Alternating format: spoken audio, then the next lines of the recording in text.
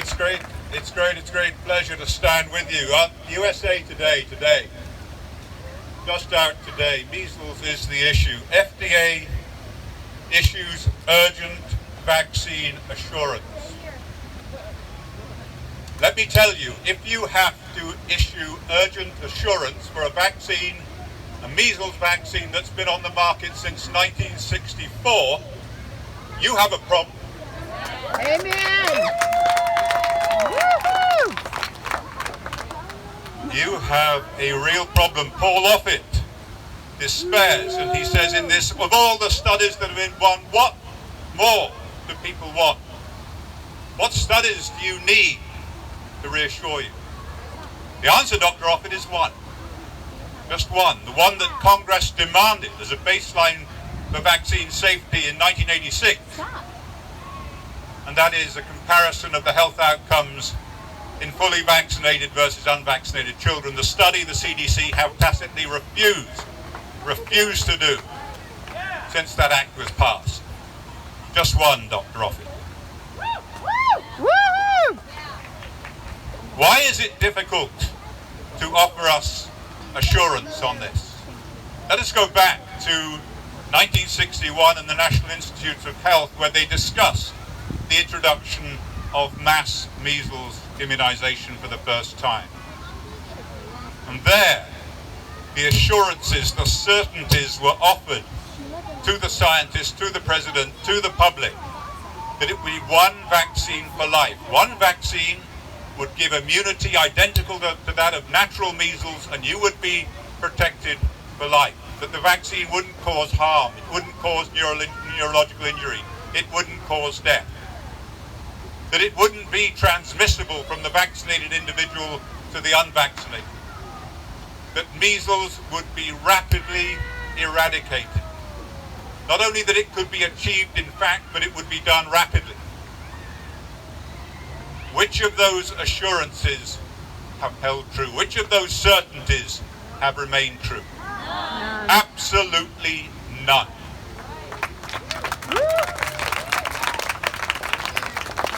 The vaccine is a failure. Just yesterday in USA Today, there was an article by two ex-members of the Defense Department, National Security, saying measles is a threat to national security. Really?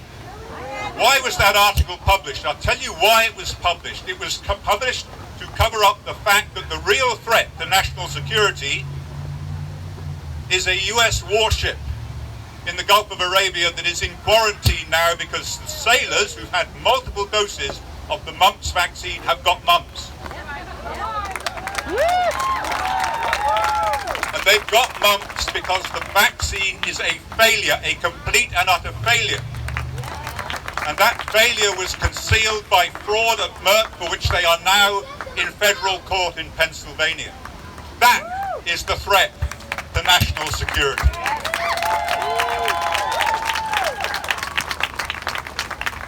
So, when I heard about the register in Florida, I thought, why would you create a register in the first place?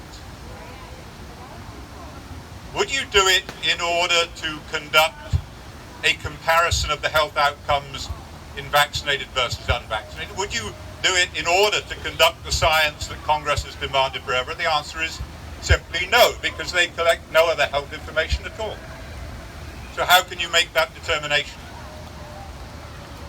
Was it, as has been cited in the past, to combat bioterrorism?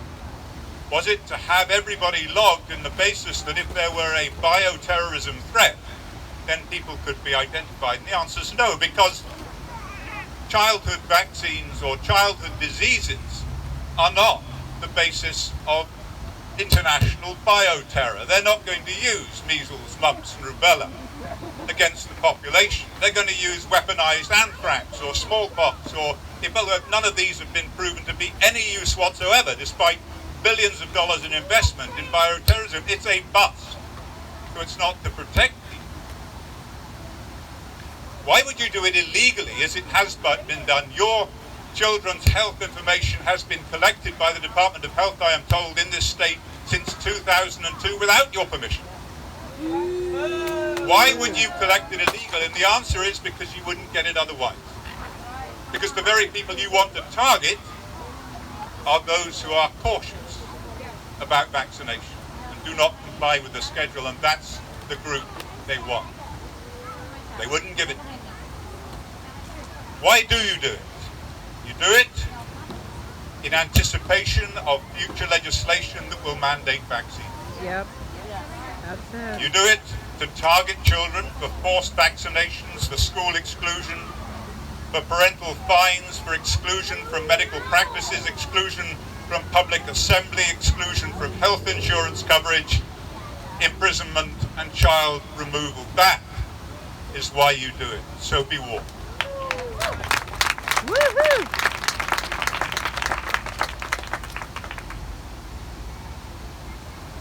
One last point.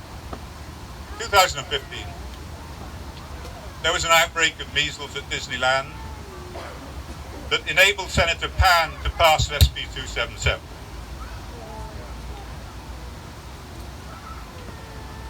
Years later, just a few weeks ago, a paper was published where they had sequenced the strains of the virus that had occurred in America in 2015. Approaching half of the causes of clinical measles in the cases in the United States in 2015, they were caused by the vaccine strain measles virus. Now imagine if you were going to the legislature in California and you were going to say, we want to pass a mandatory vaccination bill that precludes children from public and private education, and it's all based upon measles, but half of the cases were caused by the vaccine, they would throw you out. They would laugh you out of the legislature. And so they kept it secret. They had that information at the time, and they deceived the politicians, they deceived the people, and only in some scientific backwater in 2019 are the facts published that approaching half the cases were caused by their vaccine. And that is an utter disgrace. That is the truth, and that is what these people need to know, that they are being lied to. The problem is, and they now realize this, and there was an article on CBS and there was an article on CNN the other day saying, actually, maybe there are measles cases because the vaccine isn't working. They've said it for the first time. They've come to the realization that they're not being told the truth. Why? Because in 2015, many of those cases that were not vaccine strain, but wild strain, had been fully vaccinated. The vaccine is a failure. And the vaccine was tested by Merck for its efficacy using the same fraudulent rabbit blood test that was used for the mumps vaccine. And I leave you with those thoughts. This is a grand deception that is being blamed upon you. And the truth is, they know it. They know it. Thank you very much.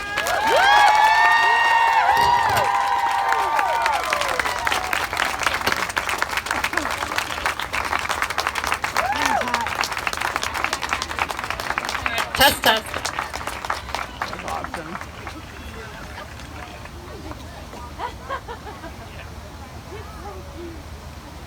Vaccine hesitancy did not begin in the late 1900s. The Anti-Vaccination Society of America was founded in 1879, 140 years ago, followed by the New England Anti-Compulsory Vaccination League in 1882 and the Anti-Vaccination League of New York City in 1885.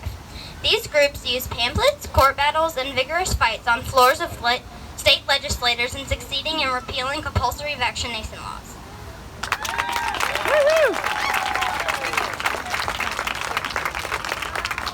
All right. I am going to introduce Sheila Ealey. I'm so thankful that she's here with us. She's a powerhouse, and I can't wait to hear what she has to say. But first, I just kind of wanted to give you just a little bio. She's a wife, a mother, an educator, an activist, and a daughter of the Most High. Woohoo.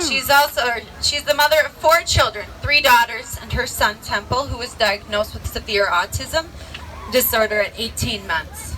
Temple is now 19 and considered moderate and emerging.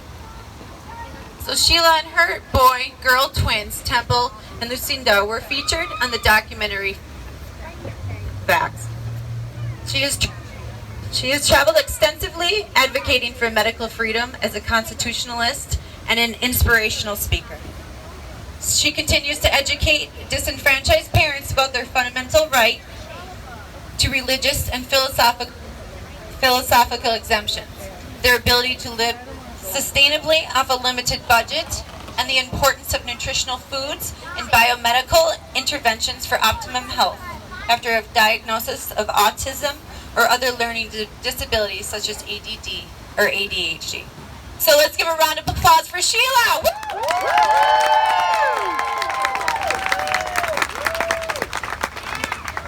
Thank you, everyone.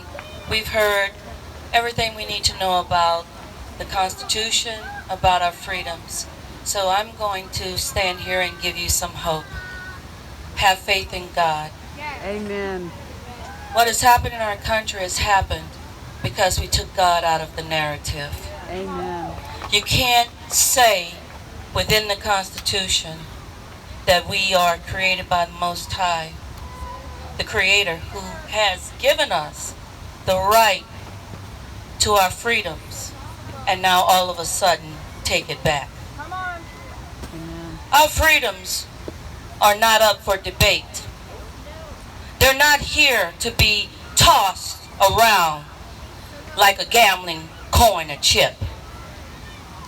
God has decided the day we entered our mother's womb that we would come into this world with body sovereignty.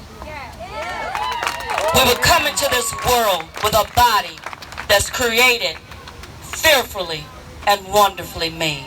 Amen. That it would need no intervention. And the debate is not whether or not we have the choice to choose vaccines. The narrative here is that whatever we decide to do under the premise of our God is right for us. And no man can take it away. It doesn't matter if there's 5 of us, 100 of us, or 10,000 of us in the street. Know that God is with us. And with God all things are possible. There is nothing new under the sun. God tells us that in Ecclesiastes. And until we bring God back into our homes, God back into our schools, God back into this building, this country will not stand. You cannot come into a land and say that you're going to create a country for all people, no matter what they look like, and that every man is created equal, no matter what they look like, and say that your Creator has given you unalienable rights. That means the right for you to choose what goes in your body. That means the right how you walk up and down this street, how you serve God, whether you serve Him or not. That's what that means. And there's no one in this building or the one in Washington, D.C. that can take that away from you. Stand strong. Continue to rise up without fear. Remember what God told you in 2 Timothy, that He has not given you the spirit of fear, but He has given you the power to stand strong, come what may. He's given you love that runs from heart to heart. And He's given you a sound mind to decide the difference between right and wrong. Not the cognitive dissonance that you see walking around here, walking away from the truth, denying what mothers are saying and fathers are saying. Not that. But when God lives within you, all things are possible, no matter how it looks on the outside. So I would like for each and every one of you down below to stand up and turn right, and those on the podium here with me to stand up and look up. Look at the American flag that sits above the Florida flag and repeat after me. I pledge allegiance to the flag of the United States of America and to the republic for which it stands, one nation, under God, indivisible, with liberty and justice for all. Not one time did you hear that I made a pledge to the democracy of the United States of America, the democratic socialism of the United States of America, but I made it to the republic. And under this republic, we serve God. Under this republic, we maintain our rights. They can't give you anything that wasn't theirs to take in the first place. God is the giver of life. He decides how we operate through this world. He gave them to us. And if God isn't going to take them away from us, certainly the people sitting here cannot do it. So I implore you to occupy your state capital every day. Walk in there if there's only 5 of you and demand that your voices be heard.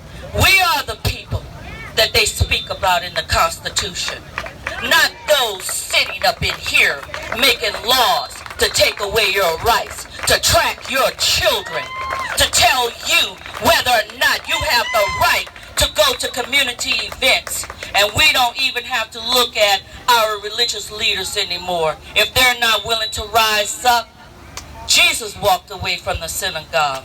Walk away! Walk away from what doesn't serve God. Because it's upon this rock, your heart within you, that God built his church. It is not in a building, and it is not according to what someone says, but it is in the living word of the book he gave us, and that's the Bible. And while they changed the mindset of men and women, of boys and girls in this country, they cannot change the word of God. You remember that.